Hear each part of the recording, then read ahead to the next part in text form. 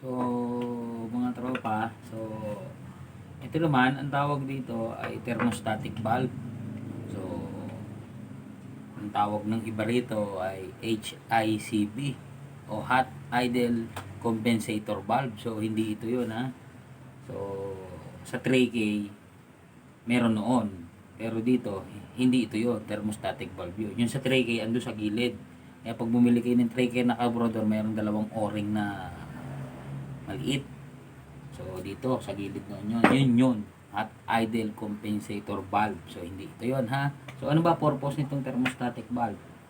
So, ang purpose nito, guys, itong thermostatic valve, no, natin, ang thermostatic valve natin is, yung walang pinagkaiba sa charcoal canister. Ano ba ang purpose ng charcoal canister? Sa charcoal canister, simple lang, yung fume sa loob ng tangke, no, sa mga kotse, yung nasa ibabaw yon, may valve yun, magbubukas, papasok sa charcoal canister. Si charcoal canister naman, ipapasok dito sa kay carburetor. So mapapansin nyo, yung charcoal canister, nakapasok din yun dun sa base ng carburetor. Yung kulay itim na box na ganoon, nasa may gilid. So yun yun, para yung fumes na galing tangke, nagagamit din ng carburetor. No? Nasusunog din niya. So at least matipid ka ngayon sa sa gasolina, hindi nasasayang yung fumes, nagagamit niya pa rin, ay gagatong niya. So ito naman ganun din, yung fumes na nasa ibabaw ng nitong carburetor, yung air cleaner na malalaki, mapapansin niyo yun, malalaki, no? Yung stock ng 4K, 5K, malalaki siya. So may fumes doon, kaya pag nilinis niyo minsan, namumula-mula siya. Kapag ibig sabihin, lolo ko na to, hindi na nakukuha yung fumes, yung gasolina pumupunta roon, hindi na nakukuha, no? So yun ang purpose nito. Ito sa ibabaw nakakabit dito. Yan, ito. Yung sa baba naman, ito, thermostatic valve, nakakabit dito. Yan, sa base. So ingat lang nga guys, ito kasi not ported to. Kailangan pag suksok nyo ito mahigpit kasi pinagmumula ng vacuum leak din yan. Kabit dito, kailangan mahigpit yung mga hose natin. Yan. So dito naman tayo sa plunger. So ito yung plunger. Ito yung plunger spring. So dito yung nakakabit sa carburetor. Yan dito. Yan, tapos to. So ito naman yung ating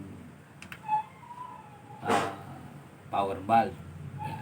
So yung power valve, dito naman guys nakakabit. So anong purpose niyang power valve? So yung power valve, no, ang magkatugon niyan dito. So, pag dumiin kayo na sa linidor at bigla sa primary, di bubukas ng bigla bukas ng throttle plate. Kinakapos ngayon siya sa gas pag bigla. Kaya yung power valve pag nagbara, pag bigla mo na-chope, pag dahan-dahan din mo okay, pag binigla mo ganoon, chope siya, no? Parang may hesitation na okdul ng bahagya. Ibig sabihin nagbabara-bara to. So iyan yan. Power valve. Imbis na dito lang siya kukuha, pag binigla mo diin, dalawang jet ang magbibigay. Dito sa primary. Kaya nga power eh. Pag biglang accelerate, sirit ang plunger, gana ang power valve, pupulas ka ngayon.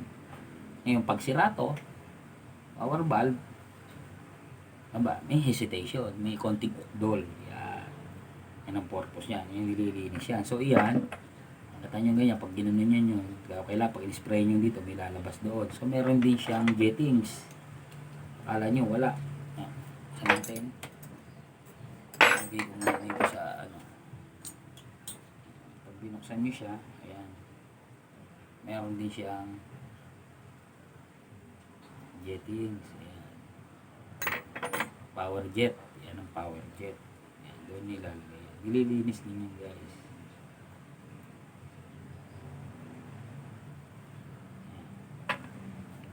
So yun naman dito nakakabit.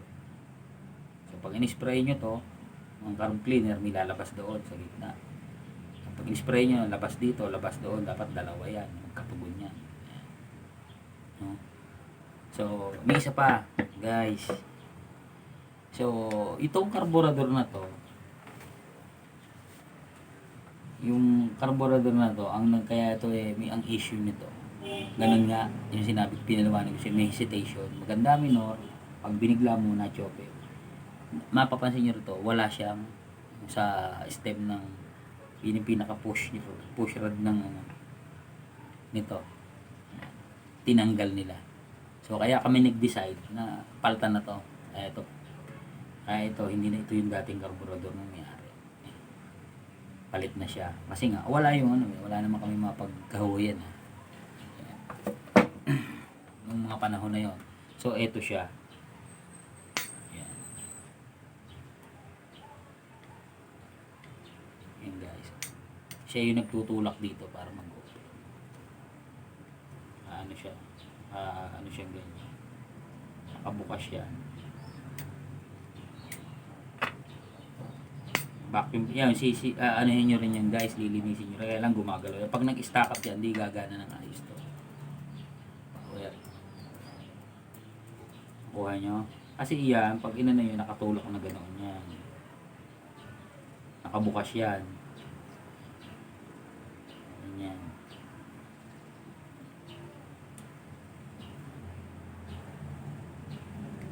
Ganoon, nakabukas yan. Tutulak. Maangat siya.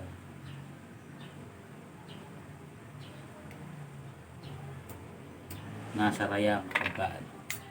No guys, kaya yun, makikita nyo, dapat yun, minispray yung carburetor cleanser. Nililinis siya nito, naglalaro dapat yan. Para mag-function ng ayos yung ating power valve. Okay? So mga butas niya, yung mga pinaka-breather, isprayan nyo din yan. Carburetor cleanser. Yan, sa port. So dito, ganun din, yan. Kaya kailangan malinis. Yan. Tayo sa power valve. Tapos power valve, jettings. Jetting guys.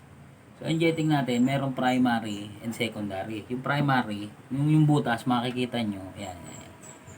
May number naman yun medyo malabo-labo lang mata, hindi makikita, pero madali naman. Tapat mo lang sa ilaw kung alin yung maliit ang butas, yun yung dito sa primary. Maliit na barrel, malaking butas, baka mapagbaliktad nyo guys. Wag niyong pagbabalik na rin. Nakita niya, hindi parehas ang size niyan. O, dito yung sa dalawang yun, sa ilalim. O, sa nyo ilalagay sa yung jetting, sa port. Yan. Yung maliit na jettings, doon sa maliit na barrel, na butas. Yung malaki ang butas na jetting, dito sa secondary.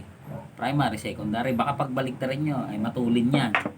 Tutulin. Kasi yung malaki, so ang common na number niyan, 104, 160, yung number na jettings sa 4K. Pag napagpalit nyo yan, may lalagay nyo 106 stripe primary, dan tulin ng sasakyan nyo, dan tulin din sa gas, no? So, yun ang magiging problema natin yan. Wag nyo pagpapalitin, ha? So, silipin nyo yung butas, yung maliit, doon sa primary at yung malaki sa secondary. Okay? Yan. So, tayo sa jetting. Primary and secondary jetting. Slow jet. Ito guys, dito tayo medyo mahihirapan. Sa slow jet, sa minor to, ito yung nagsusupply ng minor dito sa dalawang butas ng gasolina dito sa ating idle system. So ito ang kaya nga slow jet sa idle system to. Kapag malinis to at nilinis nyo itong sa base, hindi nyo naman nilinis to, ito ang barado, wala siyang minor. Okay nyo guys? Kaya pag ito nababarahan dito, napakaliit din ng butas niya. Kung makikita nyo, sobrang liit. Kaya sinusundot ko minsan ng mga wire, strand ng wire o pardible na maliliit. O spray ng carburetor cleanser. Minsan kapag hindi talaga kung may reserba, yung pinapaltak ko na lang, hirap linisin So ito guys, magkakaiba to. So kapag sa parehas, meron kasing power jet, slow jet na ganito, magkaiba siya. Ayan, hindi nyo mailalagay yan. Kailangan ingatan nyo pagkakalas nito kasi minsan hindi parehas doon sa repair kit dito nito. Hindi parehas ang meron yung mahaba. Hindi parehas ng size. Ito maliit. Yan. Ito sa minor din to, slow jet. Yan. Ito naman yung strainer. Yan, strainer. Strainer, meron yung seal. So, ang akin naman kapag kayo ng carb, sa strainer, kasama dyan yung tinatawag na floater. Ito yung floater at floater valve. So siya yung nag-o-open and nagko-close ng supply dito sa gasolina. So paano ba yan? Kabit. Yan. Tignan natin. Yan. Lalagay nyo yung strainer.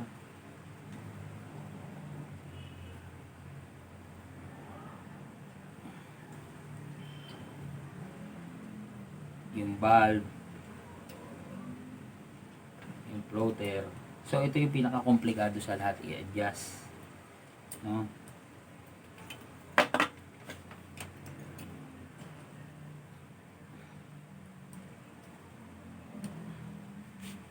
So, kagaya niyan guys, nakita nyo, nakataas. So, ibig sabihin yan, may bending point naman niya, ile-level nyo. So, pwede nating gamitan ng long nose, angatin natin ng konti. Yan, naka-level ng ganyan, ayan, pwede na yan. So, yan, nile-level ka, kailangan pag inanon yung ganyan, naka-level siya. So, ako naman, nililidis ko lang yung wala akong backing pressure. Binubugahan ko rito, habang binubuga ko, inaangat ko, kailangan nararamdaman ko na pag nakaganyan na siya, magsasara siya, no? Kasi pagka hindi siya sagad na siya at hindi pa nagsasara, may lalabas pa rito sa valve, mag-o-overflow siya, no? Yun ang sakit ng overflow. Kapag guys, dito lumalabas ang gasolina sa air horn, dalawang butas na to, ibig sabihin overflow. So, hindi ko i-advise sa inyo na kung yun lang ang problema nyo ay gagawin nyo sa carburetor, overhaul na agad lahat. Pwede naman yung ibabaw lang. Kalasin mo itong ibabaw. Adjust mo to. So, i-inspect mo muna. Baka naman adjust mo lang, may tama na yung valve. Kapag ang valve, ayan, wala pang tamang ganyan guys. Yan. Nakita nyo naman. Pwede pa i-adjust mo lang. Pag pinakita ko may guhit na yan, wala, palitin na yan. So, wala nga namang bumili ka ng repair kit, hindi mo kakabit lahat. So, general overhaul mo na to. So, kung adjustment lang, baka naman nabarahan lang ng mga dumi-dumi, yung ating floater valve. So, linisin mo, sprayan mo, ito lang ibabaw ang kalasin mo. Ingat lang na baka may mahulog sa loob ng carburetor, mga tornilyo, kasi nakataas yan. So, baka tumukod dun sa barbula, may makapasok. Ingat lang tayo ha. Pagka ibabaw, kakalisin ng air horn. Ayan. So, yun guys, kailangan nile-level yan. Nakaganyan. Level siya. No? Basta kailangan pag nagsasarado siya. So, akin, meron mga standard na sinusunod dito na sukat. So, sa akin, hindi ko na ginagawa yun guys. Sa opinion ko lang. Kasi yung mga sukat-sukat na sa ginagawa, tinatansya ko na lang. Kasi minsan, kapag pinalitan mo to, maganit pa yung spring, maaga pa lang siya, nagsasara na. Pag malubay na yung spring, naka-level na nga, ayaw naman magsara. So, ang ginagamit ko doon, kasi nga, China yung mga ngayon, mga nakukuhang repair kit, mga replacement, wala ka namang original agad. No? Mahanap agad kung yun ang available. Minsan nasablay kapag yung sa standard, sa libro ang kukunin mo. Kaya sinasabi ko siya, minsan, hindi pwedeng lagi nasa libro tayo, minsan nalabas-labas. So, madali nyo naman malalaan guys. Kailangan, ito, kagaya nito, carburetor, pag overflow, lalampas, puno to. Ang sabihin yun, lunod. Lampas yun. Kailangan yan, nasa kalahati. Pag wala naman gantong glass na silipan, nung dito, sa makikita nyo, yung iba, may guhit. Kailangan pag inangat nyo yung carburetor, tinanggal nyo, yung naandito, yan, andyan, naka-level dyan yung dito. Kung sa kantong to, naka-level dyan yung gasolina. Tapos yung iba, pag walang bintana, may makikita kang guhit. Na pag kinalas mo to, kakalasin mo yung ibabaw. Napansin mo, napalyo pa rin. Putol-putol. Kakalasin mo gano'n. Pag kinalas mo, makikita mo yung float bowl. Hanggang doon lang ang laman. Guys. So, yun. So, advice ko naman, kung hindi naman overflow ang kaso ng carburetor, yung sa iba kayo nag-focus, kumaga minor ang pinag-focusan nyo, advice ko na lang na huwag nyo na lang gawin kasi baka mahirapan kayo magtono nito. Inspect nyo na lang yung barbula, i-reserva nyo na lang yung kasi nga medyo may komplikado eh. Baka hindi nyo makuha ng isa, dalawa. Eh, kung hindi naman doon ang problema, huwag nyo na lang galawin, hindi naman nag-overflow. Kasi nga, yung pagtotono nito, eh, hindi ganun kadali. No? Try and error. Kahit ako minsan nagkakamali pa rin ako. Sumasablay din. No? So, dadalawang bukas. Ito na lang binubuksan ko. So, advice ko na lang sa inyo na pagka nag-overhaul ng carburetor, huwag nyo na lang palitan yung float valve kung hindi naman nag-overflow. Tira nyo na lang, hayaan nyo na lang siya. Yung iba na lang ang gamitin. No? So, kasi hindi naman yun ang kaso, hindi naman sirain to yung float valve. Float valve. Ayan. Guys, yun. Dito naman tayo guys. Ano naman to? Ito ang tinatawag na cut-off solenoid. So, ang cut-off solenoid, ang purpose niya, dito yan nakalagay sa gilid. Ayan. Ayan, makikita nyo na wala na tong ayan, wala na siyang goma. Ayan, wala na yung goma niya. Basta. So, pagka ganito, hindi na mag-ooperate ng ayos to. So, pag naglagay kayo nito, sa minor din to, walang minor. Misa ayaw pa umandar. Pagta-troubleshoot nito, pag minor, yung mga sinabi ko sa iyo kanina, pwede yun. Sasama nyo rin to. Kailangan, ito, may supply ng kuryente, may tester kayo. Or, dalagitik. Pag on-off mo ng susi, kakasupply, tik-tik, naga, na gana siya. Ibig sabihin, gumagana pa to. So, yun. Pagka nakapatay yung susi, naka-off siya, wala siyang supply. Pagka inon mo, kailangan may supply. But, hindi ibig sabihin na lumalagitik to, pwede nyo idikit sa battery, ito positive. Itong body niya sa ground. Lalagitik yan. But, hindi ko mo ito ilumalagitik, guys. Itong magnetic solenoid na to, ito ay functional na. Marami nito yung China. Nalagitik siya pero hindi nag-ooperate. No? So, paano natin matotrouble to? So, ako, pag hindi nagmi-minor, ayaw mag-minor, kinakalaks ko muna to. Ito muna ulit chinechi ko. Bagamat may supply, lumalagitik, tik-tik-tik, ayaw pa rin mag-minor, tinatanggal ko to. So, pagtanggal mo nito, guys, yung butas niya, takpan mong ganito. Takpan mo, bago i-start mo. Nakakabit yung carburetor. Takpan mo. Start, mandar. Pag nag-minor, ibig sabihin, bagamat ito ay nalagitik, ito na problema. Nakuha niyo ba ibig sabihin? Hindi ko mo lumalagitik ito. Na ilang beses na ako nadadali, pinahirapan ito. Lumalagitik siya na tick, nag-ooperate, pero pag nakasalpak, di naman nagpa-function ng ayos. No? Pwede ring nagbabara dito sa loob. Isi-sprayan mo. Spray mo muna carburetor cleanser, tignan mo, baka may bara. Tapos pag ikinabit nyo to, marahan lang. Kasi yung goma niya, maliit lang, maputol. So nilalagyan ko minsan ng konting langis niyan, tapos dahan-dahan lang. Tapos may gasket, dahan-dahan ng lapat. Yung bibiglain na gano'n.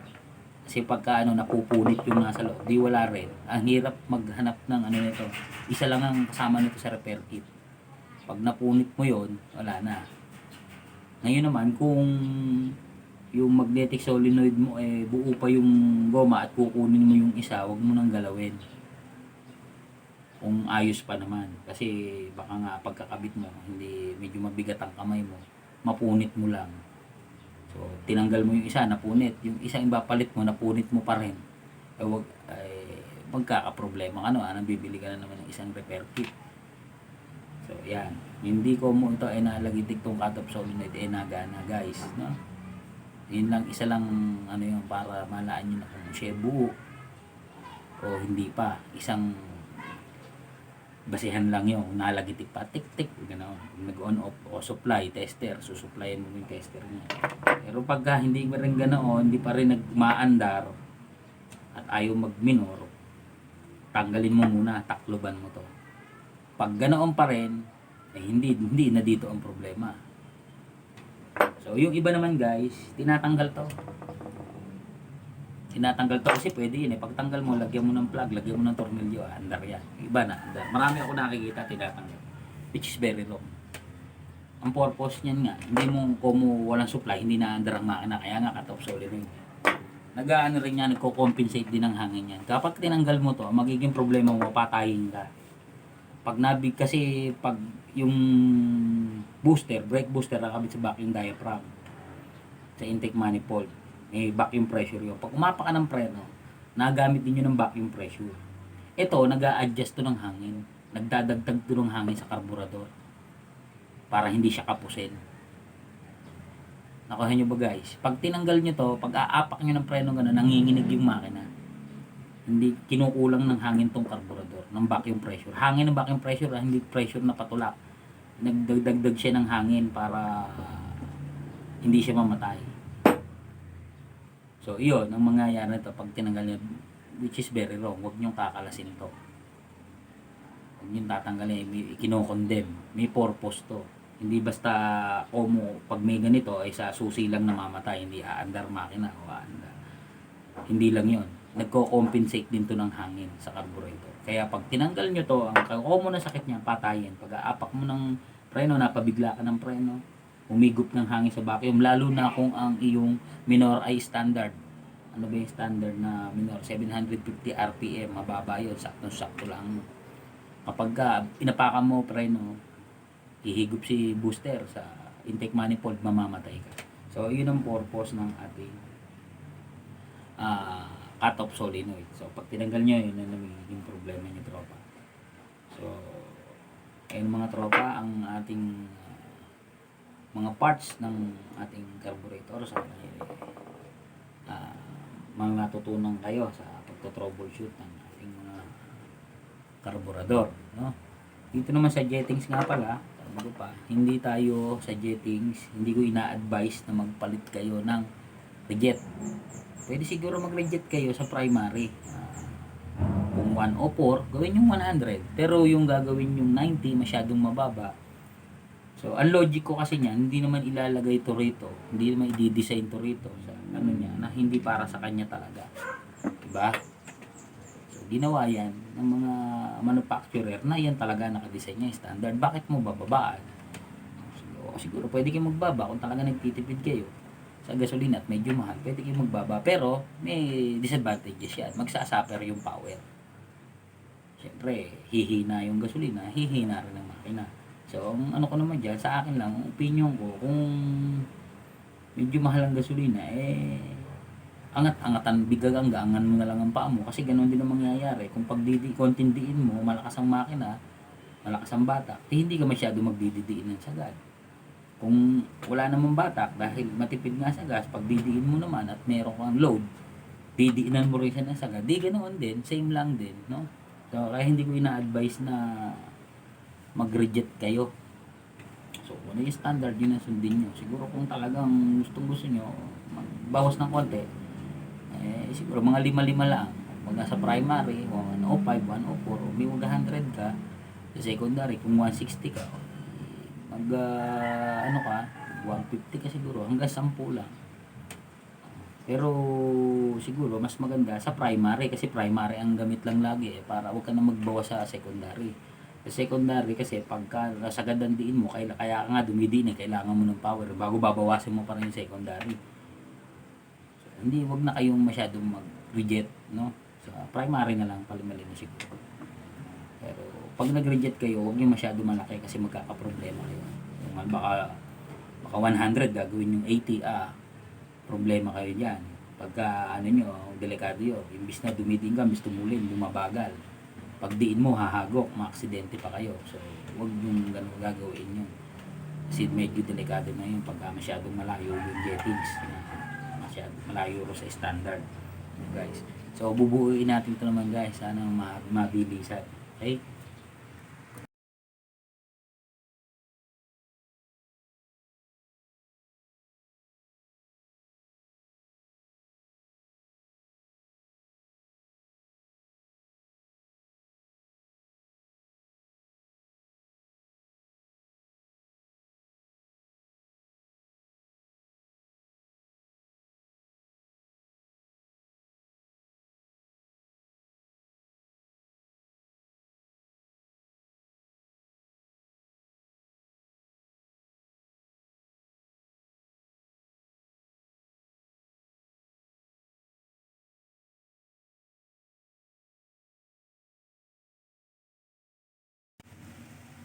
Ayan mga tropa, nabuo na natin yung ating mock-up na carburetor. So, hindi naman functional to. Kaya hindi ko na ginandahan ng buo. So mapapansin nyo may kulang. So ang kulang niya yung plunger arm. So dito nakakabit yun. Wala naman ang kulang niya kasi mock up natin. Mock up lang naman to, hindi naman to nag-ooperate. Okay. Patapon na yan, karburador na yan. So may nakalimutan pala akong explain kanina. So kanina dun sa secondary dito, pag-trouble nito. So pag-trouble nito kapag mag-accelerate kayo ganyan. So may lalabas dito dapat. So pag nakakalahati na accelerator na gano'n, lampas na siya kalahati. So pag tinanaw nyo yun doon sa loob, bubukas dapat yung throttle plate. So, pag kumalahati kayo, dapat aangat siyang ganyan. No? Pag naangat siyang ganyan, ibig sabihin nagpa-function yung diaphragm. Makikita nyo, aangat yan. Pag umangat kayo ganyan, unti-unti. Pag nagtumaas ang RPM niya, yan. Sagad kayo ganyan, bubukas na to. Umagya, nagpa-function to. No? Sabihin, functional to. Pero pag na-chope, nahagok, titignan nyo yung venturi. Baka wala man nalabas doon. Pag wala nalabas dyan sa venturi, yan. Sa venturing yan. Yan, may butas na yan. Pag wala nalabas siya, ibig sabihin, barado yan. At pag nagbubukas to, kasi once na magbukas to, hihigop siya ng hangin, lalabas yung hangin doon. Pag nagalaw to at hindi walang nalabas na ano ron, may problema yon, barado, no? So kapag didiin nyo naman, dinidiin nyo gano'n, ayaw gumalaw nito, either ito ang misira, diaphragm, or barado yung port. So iyan, sa diaphragm, guys, nalimutan ko kasi i-explain sa inyo kanina. Sa diaphragm, dito nang gagaling ang vacuum pressure niyan. Yan, yung dalawang yan. I-sprayan nyo yun ng carburetor cleanser. Pag spray nyo yun dyan, dapat lalabas dito. Yan. Dyan lalabas yung carb cleaner. Ibig sabihin, buhay yan. Pag ito nagbara, hindi gagana ang diaphragm. Wala kayong power sa dulo. So, hindi talaga gagana yung secondary venturi. Magagamit nyo sa sasakyan, pero walang power. Kalahati lang ng diin. Pag didiin nyo ng sagad, wala. Mahagok. So, yun ang nagiging problema niyan. Ulitin natin. Kapag ka hindi na angat ang diaphragm, hindi na angat to, yan. Pag di umaangat yan, barado to. No? Barado yan. So, yan ang lilinisin nyo. Ang mangyayari niya, sagad na diin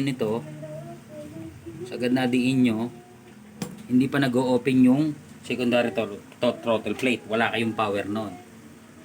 Oha. Nasagad kayo ng diin pero walang power. Ibig sabihin, makikita nyo yung sa taas, walang nasirit dito. Hindi na angat to. Maliwanag ba? Pag hindi umangat to, ibig sabihin, barado yung port. Dito, sa loob. Yan, dyan ang gagaling yung ano niya, yung vacuum pressure. Pag in-spray ang carburetor, lalabas yan dito. Sagad ka ng diin, walang power, pero hindi nahagok. Yun yung bara ito. Halimbawa naman, yung senaryo, nadiin ka, paglampas mo ng kalahati, biglang hahagok. Yun, humagok na, parang namamalyo. Pinakapos. No? Tapos makikita mo to, nagalaw. Nagalaw naman to. Pag nagalaw to, ibig sabihin bubukas yung secondary throttle plate. Pag nahagok, ibig sabihin naman hindi naman naglalabas ng gas to. Ito naman ang barado. So yan, tropa. Ganyan ang pagka-troubleshoot niyan, secondary throttle plate. So ang worst scenario niyan, walang bara to. Walang bara yan. Nagana yung hindi barado yung ating secondary. Ayaw umangat nito. Diaphragm. Ito ang bibilhin mo. Yun ang mahirap. So, mahirap maghanap niya. So, sa plaza na. Hindi, ewan ko kung makakahanap kayo ng ganyan separate. So, doon na kayo mahihirapan. Yun ang pinakamalalang senaryo. Mahirap-hirap maghanap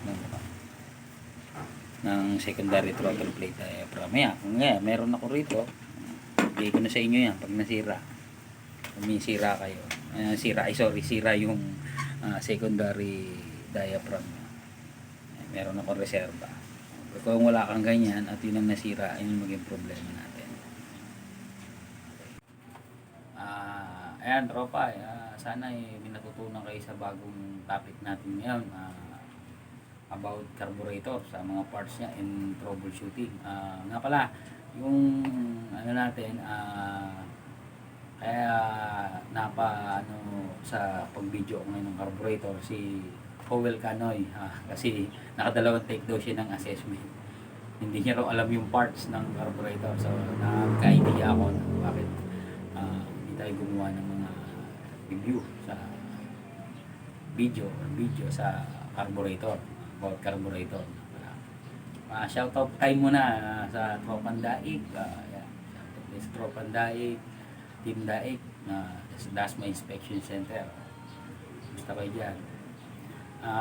Sa nga pala kay Cyrus Barret ng Imus, si Jason Garage, si Ryan Aguila, shoutout kay Jackie Pop the Good Work, kay mga masisigasig kong mga tropa na nag-PPMS na nasa kaya pulidong gumawa yan.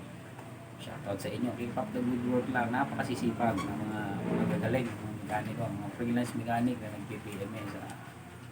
God bless sa inyong lahat. Nga pa mga tropa dyan sa mga gustong comment lang kayo sa video ko kung ano naman mga topic natin, kung gusto yung topic na next topic natin. Pasensya na ako, medyo natagalan yung video natin kasi medyo ngayon lang nawala ng